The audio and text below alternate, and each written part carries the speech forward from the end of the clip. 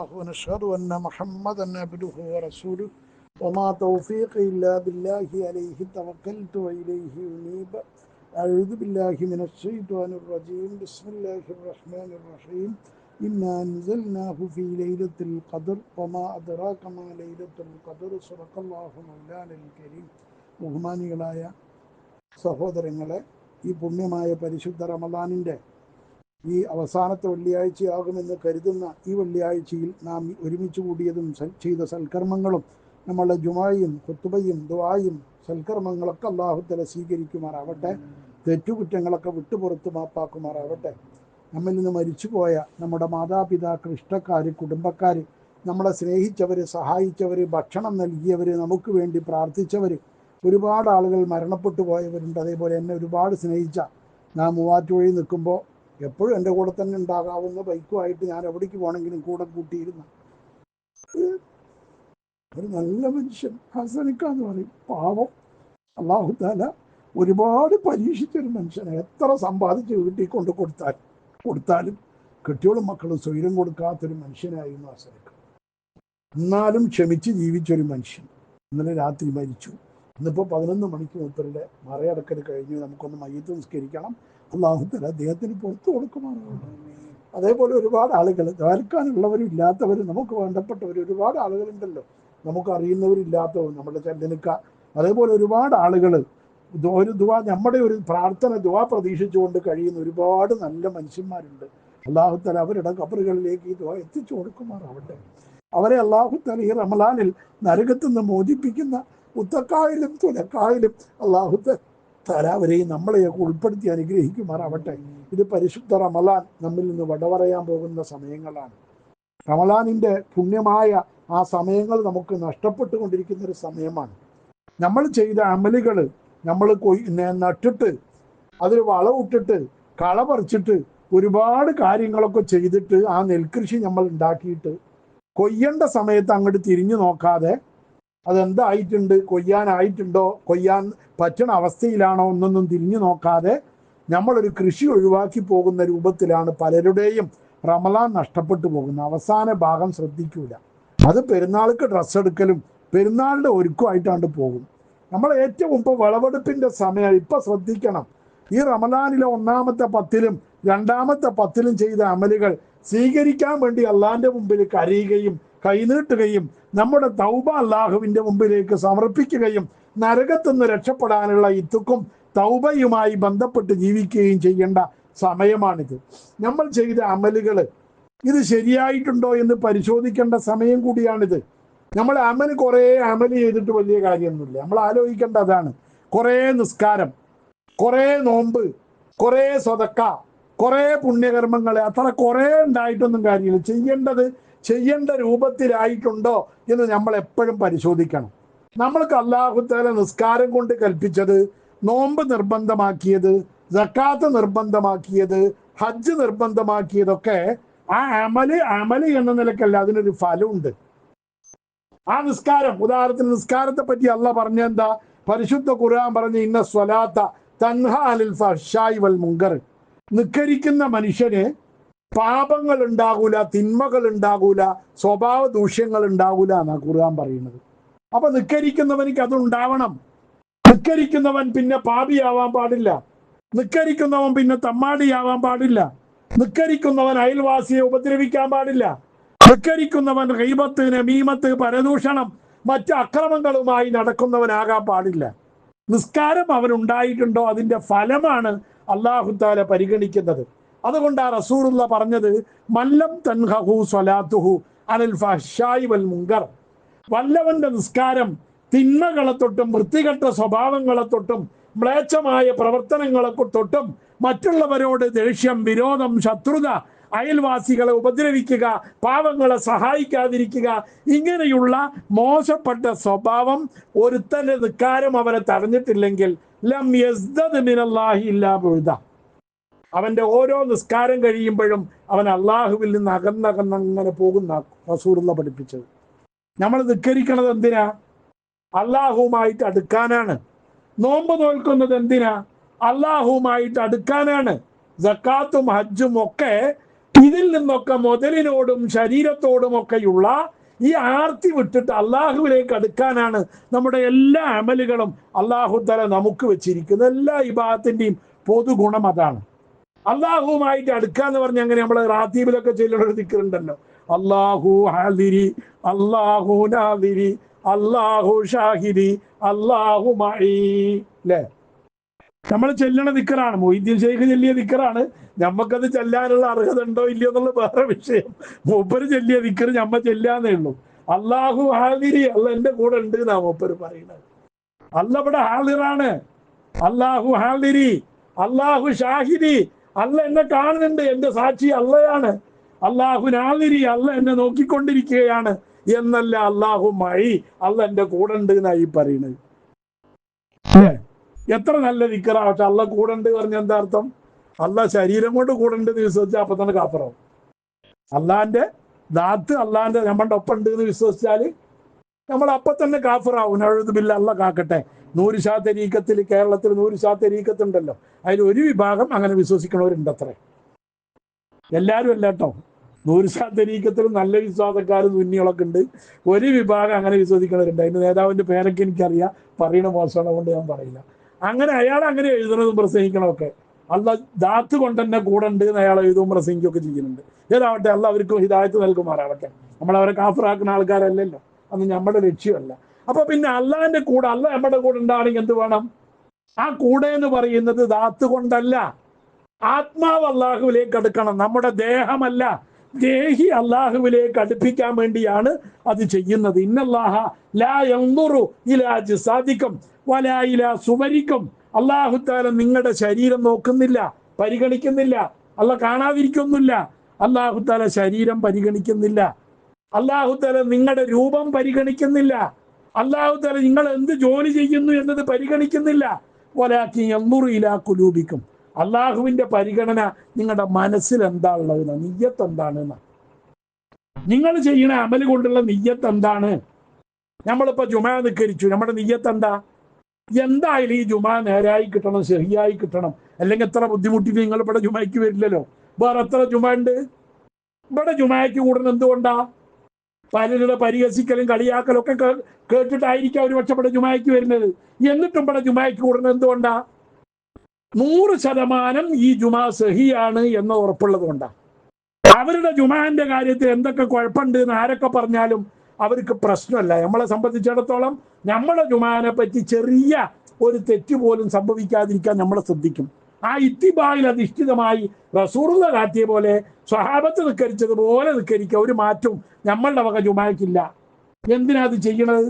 നമ്മളെ നല്ല നിയ്യത്താണ് ഇതിന് നമ്മളെ പ്രചോദനമാകുന്നത്. ഈ നിയ്യത്തിനാണ് അല്ലാഹു തആല പരിഗണന. അതുകൊണ്ടാണ് റസൂലുള്ള പറഞ്ഞു, ഇന്നമൽ അഅ്മാലു ബിന്നിയ്യാത്ത്.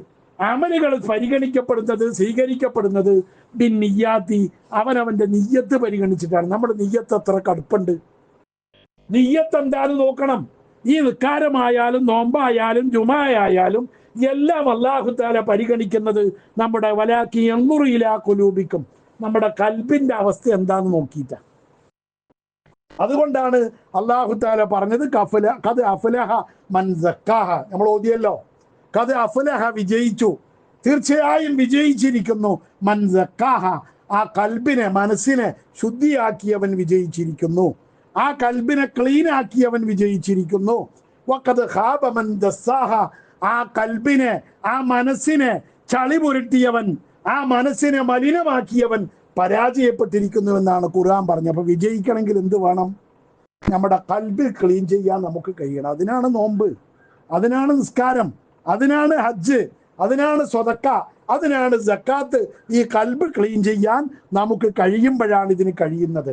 നന്മകൾ ഒരുപാട് നമ്മൾ പ്രവർത്തിക്കുമ്പോൾ ആ നന്മകളാണ് നമ്മുടെ മനസ്സിൽ നിന്ന് ആ ചളിയെ പുറത്ത് കളയുന്നത്. നമ്മുടെ മനസ്സ് മലീമസമാണ്. കിബറ്, ഹസദ്, അസൂയ, പൊങ്ങച്ചം, മറ്റു വൃത്തികെട്ട വികാരങ്ങൾ ഇതുകൊണ്ട് മ്ലേച്ഛമായി കിടക്കുകയാണ് നമ്മുടെ കൽബ്. ആ കൽബ് വൃത്തിയാകണമെങ്കിൽ എന്ത് വേണം? നമ്മൾ സൽക്കർമ്മങ്ങൾ ഇങ്ങനെ ചെയ്തുകൊണ്ടിരിക്കണം.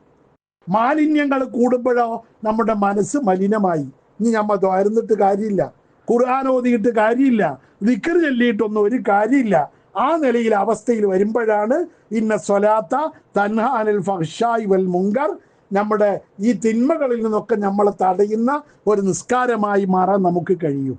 അപ്പോഴേ നമ്മുടെ മനസ്സിൽ കാണേണ്ടത് കാണാന്, കേൾക്കേണ്ടത് കേൾക്കാന്, ചിന്തിക്കേണ്ടത് ചിന്തിക്കാന് നമുക്ക് കഴിയുന്നത് അപ്പോഴാണ്. അതുപോലെ തന്നെയാണ് നമ്മുടെ നോമ്പിൻ്റെയും കഥ. അല്ലാഹു തആല പറഞ്ഞെന്താ? കുത്തിബ അലൈക്കുമുസ് സിയാം, നിങ്ങൾക്ക് നോമ്പ് നിർബന്ധമാക്കപ്പെട്ടു, മുമ്പുള്ളവർക്ക് നിർബന്ധമാക്കപ്പെട്ടതുപോലെ. എന്തിന്? ലഅല്ലക്കും തത്തഖൂൻ, നിങ്ങൾ തഖ്വയുള്ളവരായി തീരുവാൻ വേണ്ടി. നോമ്പ് കൊണ്ട് കിട്ടേണ്ടത് അതാണ്. അല്ലാണ്ട് ശരീരത്തിന് ആശ്വാസം, നല്ലൊരു എക്സർസൈസാണ്, നല്ല ആയാസമാണ് എന്നൊന്നും അല്ല നോമ്പ് കൊണ്ട് കിട്ടേണ്ട ഗുണം. ആ നോമ്പ് കൊണ്ട്, നമ്മുടെ തറാവീഹ് കൊണ്ട്, നമ്മുടെ റമദാനിലെ നോമ്പ് കൊണ്ടൊക്കെ കിട്ടേണ്ടത് ശാരീരികമായ ഗുണമല്ല, ആത്മീയമായ ആ പുരോഗതി, തഖ്വയാണ് നമുക്കുണ്ടാക്കേണ്ടത്. അപ്പൊ അതുകൊണ്ട് തന്നെ നോമ്പ് എന്ന് പറഞ്ഞത് ശരീരത്തെ ഉണക്കിയിട്ട്, ദേഹത്തെ പട്ടിണിക്കിട്ടിട്ട് ആത്മാവിനെ പച്ചപ്പുള്ളതാക്കി തീർക്കുന്ന പരിപാടിക്കാണ് നോമ്പ് എന്ന് പറയുന്നത്. നോമ്പ് എന്ന് പറഞ്ഞൊരു അത്ഭുത പ്രതിഭാസമാണിത്.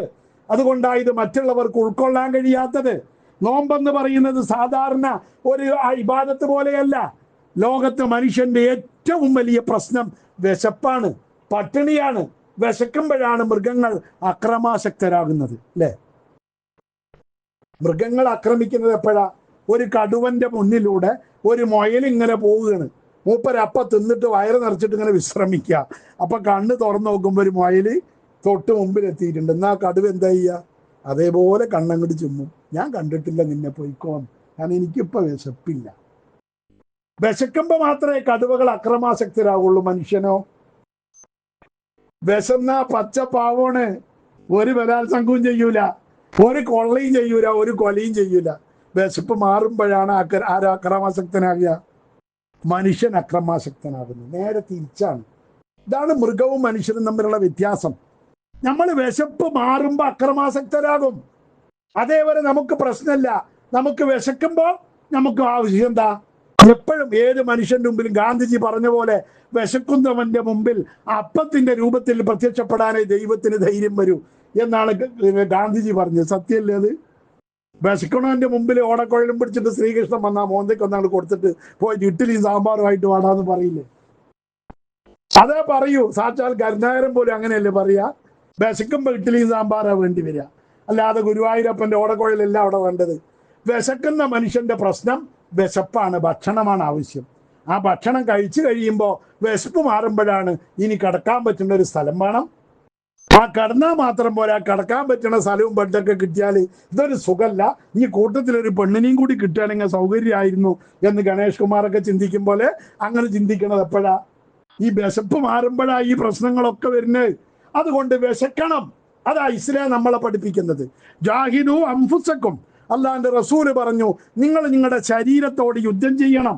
ബിൽ ജൂഇ വൽ അത്ഷി, വിശപ്പും ദാഹവും സഹിച്ചുകൊണ്ട് ജിഹാദ് ചെയ്യണം. അതാണ് ഇസ്ലാമിന്റെ ജിഹാദ്. അഫ്ളലുൽ ജിഹാദ്, ഏറ്റവും ശ്രേഷ്ഠമായ ജിഹാദ്. ശരീരത്തോട് നിങ്ങൾ പട്ടിണിക്കിട്ടിട്ട് അതിനെ മെരിക്കണം. ഭക്ഷണം ചോദിക്കുമ്പോ ഒക്കെ കൊടുക്കരുത്, വെള്ളം ചോദിക്കുമ്പോ ഒക്കെ കൊടുക്കരുത്. ഫൈനൽ അജ്റ ഫീ ദാലിക, അതിന്റെ പ്രതിഫലം കാജിരിൽ മുജാഹിദി ഫീ സബീലില്ലാ, അള്ളാഹിന്റെ മാർഗത്തിൽ രക്തസാക്ഷിയാകുന്ന ധീര യോദ്ധാവിന് കിട്ടുന്നതിനേക്കാൾ വലിയ പ്രതിഫലമാണ് അവന് കിട്ടുന്നത്.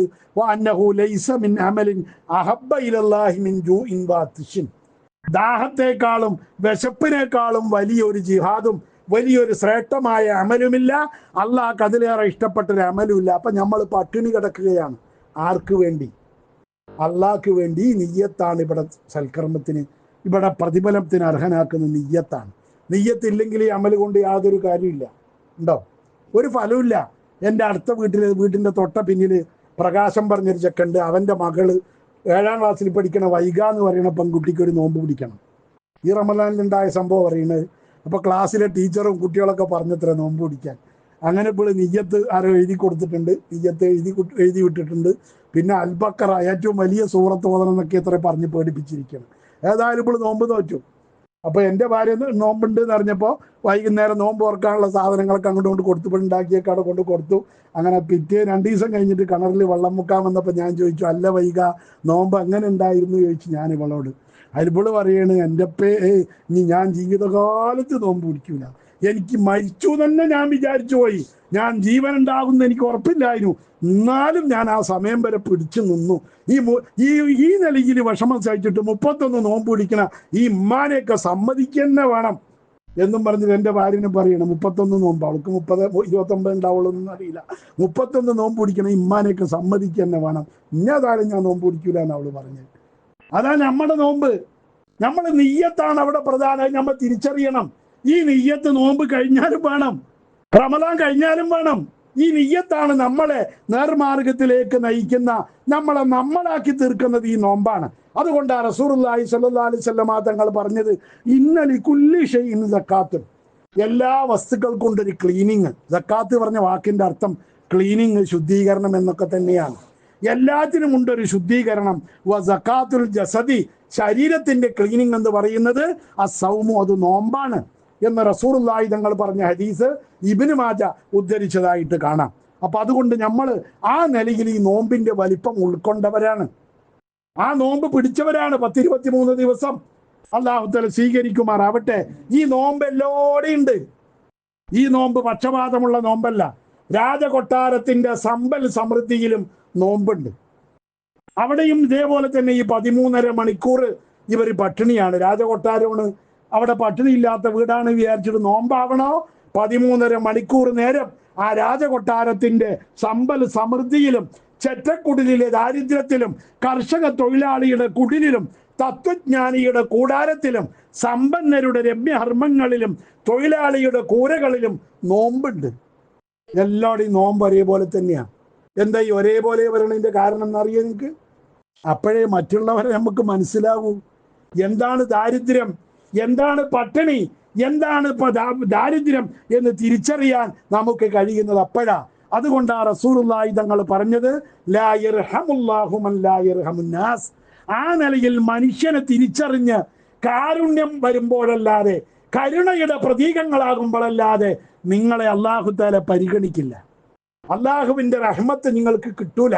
നിങ്ങൾ കരുണയുടെ രൂപങ്ങളായി, കരുണയുടെ മൂർത്തികളായി നിങ്ങൾ മാറുക തന്നെ വേണം എന്ന് അള്ളാഹുവിന്റെ റസൂല് പഠിപ്പിക്കുന്നു. അതുകൊണ്ടാണ് ആ കരുണയിൽ നിന്നുകൊണ്ടാവണം നമ്മുടെ അമല്. അപ്പോഴാണ് അമല് സ്വാലിഹാകുന്നത്. മറ്റത് അമലാണ്. നിസ്കാരം ഒരു അമലാണ്, നോമ്പൊരു അമലാണ്. മഹാനായ ഖലീമുല്ലാഹി മൂസ നബി അലൈഹിസ്സലാമിന് അള്ളാഹു വഹി അറിയിച്ചു. ഒരു ഹദീസ് കൂടി ഉദ്ധരിച്ചുകൊണ്ട് ഞാൻ നിർത്തട്ടെ. അള്ളാഹിന്റെ റസൂല് പറയുന്നു, മൂസാ നബിയോട് അല്ലാഹു തആല വഹി അറിയിച്ചുകൊണ്ട് ചോദിച്ചു, യാ മൂസ മാദാ ഫഅൽത ലീ വലി അജലി, എനിക്ക് വേണ്ടി, എൻ്റെ ആവശ്യത്തിന് വേണ്ടി നീ എന്ത് അമലാ മൂസയെ ചെയ്തത് എന്ന് മൂസ നബി അലൈഹിസ്സലാമിനോട് അല്ലാഹു തആല ചോദിച്ചു. അപ്പൊ നമ്മളൊക്കെ പറയുന്ന മറുപടി മൂസാ നബി പറഞ്ഞു. എന്താ മറുപടി? സ്വല്ലൈതു ലക, നിനക്ക് ഞങ്ങൾ നിസ്കരിച്ചു തമ്പുരാനെ. വസുംതു ലക, നിനക്ക് ഞാൻ നോമ്പ് നോറ്റു തമ്പുരാനെ. വസബ്ബഹ്തു ലക, നിനക്ക് ഞാൻ തസ്ബീഹ് ചൊല്ലി തമ്പുരാനെ. ഇതൊക്കെ നിനക്ക് വേണ്ടി ഞാൻ ചെയ്ത അമലല്ലേ എന്ന് മൂസാ നബി അള്ളാഹിനോട് പറഞ്ഞപ്പോ അല്ലാഹു തആല പറഞ്ഞ മറുപടി, യാ മൂസേ നിനക്ക് തെറ്റിപ്പോയി. അസ്വലാത്തു ജവാസുൻ അല സിറാത്തി, നിന്റെ നിസ്കാരം എന്ന് പറയുന്നത് അത് സിറാത്ത് പാലം വിട്ടുകിടക്കാനുള്ള അനുമതിയാണ്. അതിലൂടെയാണ് നീ നിസ്കാരത്തിന്റെ ഫദ്ല് കൊണ്ടാണ് സിറാത്ത് പാലം വിട്ടുകിടക്കുക. അത് എനിക്കല്ല, നിനക്കാണ്. എനിക്ക് സിറാത്ത് പാലം വിട്ടുകിടക്കാൻ നിൽക്കാരൊന്നും വേണ്ട, അത് നിനക്കുള്ളതാണ് മൂസേ. നിന്റെ നോമ്പ് എന്ന് പറഞ്ഞതോ ജുന്നത്തും മിനന്നാർ, അത് നിന്നെ നരകത്തെ തൊട്ട് കാക്കുന്ന പരിചയാണ്, നിന്റെ പടയങ്കിയാണ്, അത് നിനക്കുള്ളതാണ് മൂസേ. തസ്ബീഹു, നീ കുറെ തസ്ബീഹ് ചൊല്ലി ദിക്ർ ചൊല്ലി എന്നൊക്കെ ഉണ്ടല്ലോ, അത് ദറജാത്തുൻ ഫിൽ ജന്ന, അത് സ്വർഗത്തിൽ നിന്റെ പദവികളാണ്. അതൊക്കെ നിനക്ക് വേണ്ടിയുള്ള അമലാണ് മൂസേ, എനിക്കതിലൊന്നുമില്ല.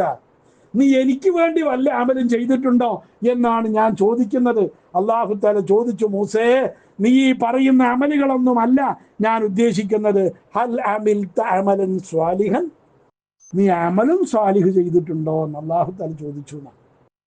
അമലും സ്വാലിഹ് വല്ലതും ഉണ്ടോ? അതൊക്കെ അമലാ, പക്ഷെ അത് പോരാ. അമലും സ്വാലിഹ് വല്ലതും ഉണ്ടോ മൂസേ? അതാ എനിക്കുള്ള അമല്. അപ്പൊ മൂസാ നബി നിലവിളിച്ചു, സങ്കടപ്പെട്ട് കരഞ്ഞുകൊണ്ട് മൂസാ നബി അലൈഹിസ്സലാം അള്ളാഹുവിനോട് ചോദിച്ചു. ഫബക്കാ മൂസ ബുകാഅൻ ശദീദൻ, ഒരുപാട് വേദനയോടുകൂടെ പൊട്ടിക്കരഞ്ഞുകൊണ്ട് ഫനാദാ റബ്ബഹു, റബ്ബിനോട് ചോദിച്ചു, പഠിച്ചോനെ യാ റബ്ബി ദുല്ലനി അലാ അമലിൻ സ്വാലിഹ്, ഈ സൽക്കർമ്മം എന്ന് പറയുന്നത് എന്താണ് എന്ന് എനിക്കൊന്ന് നീ കാണിച്ചു കൊണ്ട തമ്പുരാനി, അറിയിച്ചു കൊണ്ട തമ്പുരാനി, എന്താണ് നീ അമലും സ്വാലിഹ് കൊണ്ട് ഉദ്ദേശിക്കേണ്ടത്?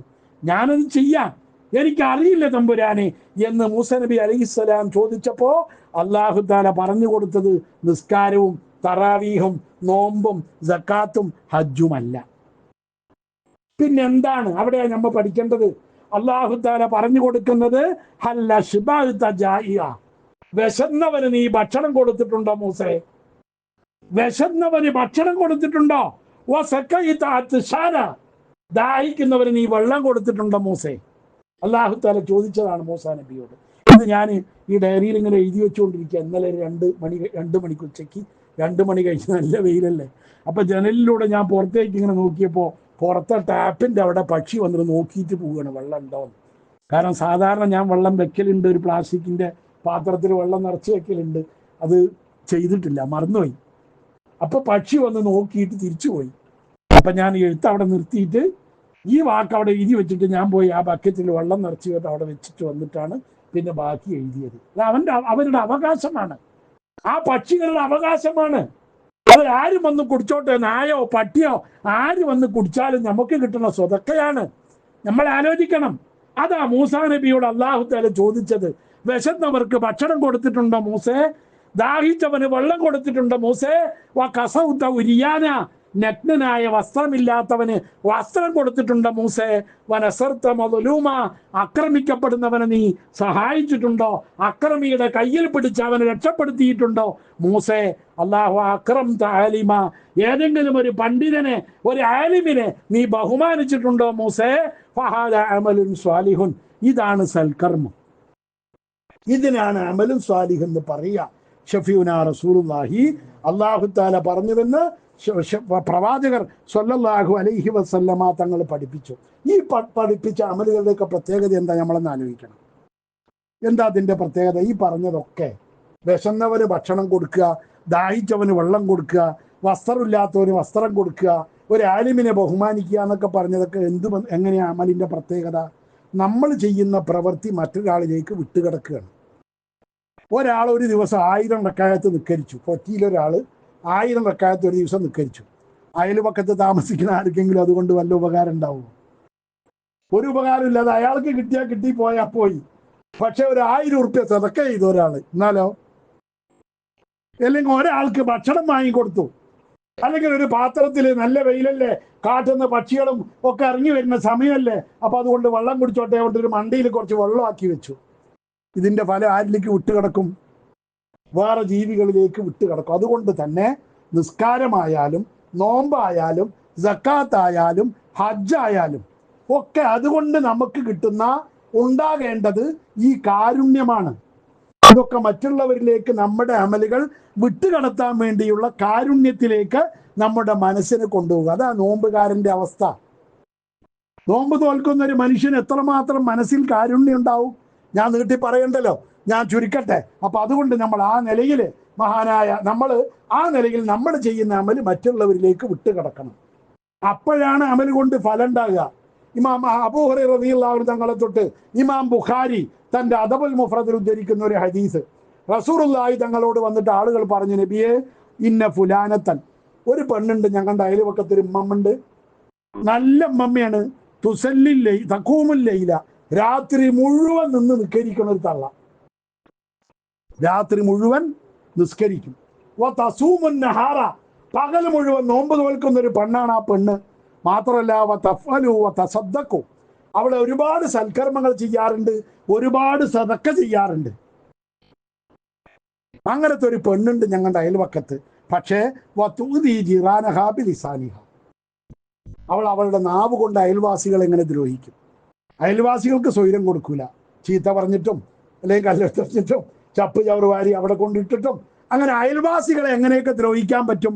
അവർക്ക് വഴി കൊടുക്കാതെയും അവരുടെ വഴി കേടുവരുത്തിയിട്ടും ഉള്ള റോഡ് തന്നെ നടക്കാൻ പറ്റാണ്ടാക്കിയിട്ടും ഒക്കെ അയൽവാസികളെ ദ്രോഹിക്കുന്ന ഒരു നല്ല നിക്കാരക്കാരി നോമ്പുകാരിയായ ഒരു താത്തണ്ട് ഞങ്ങളുടെ അയൽവക്കത്ത് നബിയെ എന്ന് റസൂലുള്ളാഹി തങ്ങളോട് വന്ന് റസൂൽ പറഞ്ഞപ്പോൾ അള്ളാന്റെ റസൂല് മറ്റൊന്നും ആലോചിക്കാതെ ഉടൻ മറുപടി പറഞ്ഞു, ലാ ഖൈറ ഫീഹ, അവിടെ നിസ്കാരത്തിലോ നോമ്പിലോ സക്കാത്തിലോ ഹജ്ജിലോ സദഖയിലൊന്നും യാതൊരു ഖൈറുമില്ല. ഹിയ മിൻ അഹ്ലിന്നാർ, അവൾ നരകക്കാരിയാണെന്ന് ഷഫീഉനാ റസൂലുള്ളാഹി, അള്ളാന്റെ റസൂല് പറഞ്ഞ ഹദീസ് ഇമാം ബുഖാരി അദ്ദേഹത്തിന്റെ അദബുൽ മുഫ്രദിന്റെ 20-ാമത്തെ പേജിൽ ഉദ്ധരിച്ചതായിട്ട് കാണാം. അപ്പൊ നമ്മൾ ചെയ്യുന്ന അമല് മറ്റുള്ളവർക്ക് ഉപദ്രവമാകരുത്. നമ്മൾ ചെയ്യുന്ന അമല് മറ്റുള്ളവർക്ക് ഉപകാരമാകുമ്പോഴാണ് നമ്മുടെ അമലുകൾ സ്വീകരിക്കപ്പെടുക.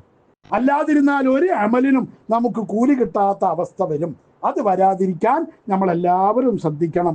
അതാണ് ഈ നോമ്പിലൂടെ നമുക്ക് കിട്ടേണ്ട ഗുണം. ഒരു മാസം നോമ്പ് നോറ്റത് വെറുതെ ലൈലത്തുൽ ഖദർ അല്ലെങ്കിൽ മറ്റതെന്നും പറഞ്ഞിട്ട് അള്ളാഹിനോട് ഇങ്ങനെ ചോദിക്കുകയല്ല വേണ്ടത്. ഇത് തരേണ്ടത് ഈ ലോകത്തുള്ള ആൾക്കാരൊക്കെ തന്നെയാണ്. നമുക്ക് ലൈലത്തുൽ ഖദറിന്റെ പുണ്യം തരേണ്ടത് അയൽവാസികളാ, കുടുംബക്കാരാ, പക്ഷികളാ, പറവകളാ. അവരോടൊക്കെ ഉപകാരം നമ്മിൽ നിന്ന് കരുണ കിട്ടട്ടെ. അപ്പൊ അള്ളാഹുവിന്റെ കരുണ നമുക്കും കിട്ടും. ലാ യർഹമുല്ലാഹു മൻ ലാ യർഹമുന്നാസ്, മനുഷ്യരോട്, ജീവജാലങ്ങളോട് കരുണ കാണിക്കാത്തവരോട് അള്ളാഹുവിന്റെ കരുണ കിട്ടൂല. വാതു സക്കാത്ത, നിങ്ങൾ സക്കാത്ത് കൊടുക്കുക. വഅഖ്രിദുല്ലാഹ ഖർദൻ ഹസന, അള്ളാഹ്ക്ക് വേണ്ടിയിട്ട് സക്കാത്ത് കൊടുത്ത മുതല് ബാക്കിയുള്ള മുതൽ അള്ളാഹ്ക്ക് വേണ്ടി ചെലവാക്കുക എന്ന് പരിശുദ്ധ ഖുർആൻ പറഞ്ഞതും അതുകൊണ്ട് തന്നെയാണ്. ആ നിലയ്ക്ക് ഈ റമളാൻ നമുക്ക് അനുകൂലമായി സാക്ഷി നിൽക്കുന്ന പുണ്യമായ റമളാനാക്കി മാറ്റാൻ നമുക്ക് കഴിയണം. ലൈലത്തുൽ ഖദറിന്റെ പുണ്യം നമുക്ക് കിട്ടണം. ഈ ഇന്ന് 23-ാം രാവ് അല്ലേ, ലൈലത്തുൽ ഖദർ പ്രതീക്ഷിക്കുന്ന രാവാണ്. റമളാൻ 1 വ്യാഴാഴ്ച വന്നാൽ, വ്യാഴാഴ്ചയല്ലേ 1, റമളാൻ 1 വ്യാഴാഴ്ച വന്നാൽ 25-ാം രാവാണ് ലൈലത്തുൽ ഖദർ എന്ന് ഇമാം ഗസാലി റളിയല്ലാഹു അൻഹു തങ്ങൾ പറഞ്ഞത് ഷർവാനിൽ ഉദ്ധരിക്കപ്പെട്ടിട്ടുണ്ട്. അപ്പൊ 25ഉം ഏറ്റവും സാധ്യതയുള്ള ദിവസമാണ്. 23 ഇനി വരുന്ന രാത്രി ലൈലത്തുൽ ഖദർ പ്രതീക്ഷിക്കുന്നതാണ്. 25-ന്റെ രാവ് ലൈലത്തുൽ ഖദറിനെ പ്രതീക്ഷിക്കുന്നതാണ്. 27 ഏതായാലും മൺഡേ നമ്മൾ കണക്കാക്കി വരുന്നതാണ്. അപ്പോൾ ആ ദിവസങ്ങളിലും അല്ലാത്ത ദിവസങ്ങളിലൊക്കെ ഇനി പൂർണ്ണമായും നമ്മൾ എന്ത് ചെയ്യണം? കുറച്ച് ഇസ്ലാമിൽ അള്ളാന്റെ പൊരുത്തത്തിലേക്ക് മടങ്ങണം. കളിയും തമാശയൊക്കെ ഒന്ന് ഒഴിവാക്കണം. അടുത്ത റമളാനിൽ ആരൊക്കെ ഉണ്ടാവുമെന്ന് നമുക്കൊരു ഉറപ്പുമില്ല. ഒരുപാട് ആളുകൾ നമ്മുടെ ഇടയിൽ ജീവിച്ച മഹത്തുക്കൾ, നല്ല നല്ല മനുഷ്യന്മാർ പൊടുന്നനെ മരിച്ചു പോണു. അതൊക്കെ നമ്മൾ തിരിച്ചറിഞ്ഞുകൊണ്ട് നമ്മൾ പുതിയൊരു ജീവിതം കെട്ടിപ്പടുക്കാൻ ഈ റമളാൻ നമുക്ക് പ്രചോദനമാക്കണം. ഒരു ചെറിയൊരു പ്രശ്നത്തിൽ ഒരു രണ്ടാൾ തമ്മിലുള്ള തർക്കത്തിൽ വർത്താനം പറയുമ്പോൾ എനിക്കുണ്ടായൊരു അനുഭവം, ഞാൻ മുസാഫ് തൊട്ട് സത്യം ചെയ്യാമെന്ന് പറഞ്ഞു. അപ്പം ഞാൻ ചോദിച്ചു, റമളാൻ മാസം 22 നോമ്പും കഴിഞ്ഞില്ലേ, നീ എത്ര ജ്യൂസ് മുസാഫിൽ നോക്കി ഖുർആൻ ഓതിയിട്ടുണ്ട് ചോദിച്ചു.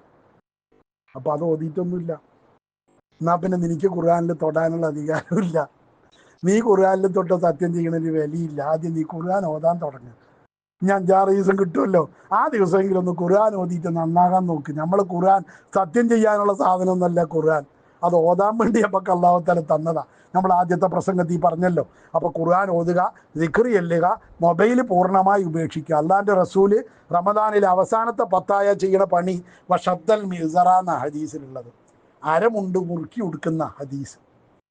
ഇനി കെട്ടിയോളുമാരെടുത്തേക്ക് ചെല്ലൂല, കുടുംബമായിട്ടൊരു ബന്ധം ഉണ്ടാവൂല, രാവും പകലും ഇബാദത്തുമായി കൂടുക. അതായിരുന്നു റസൂലുള്ളാഹിന്റെ അവസാനത്തെ 10.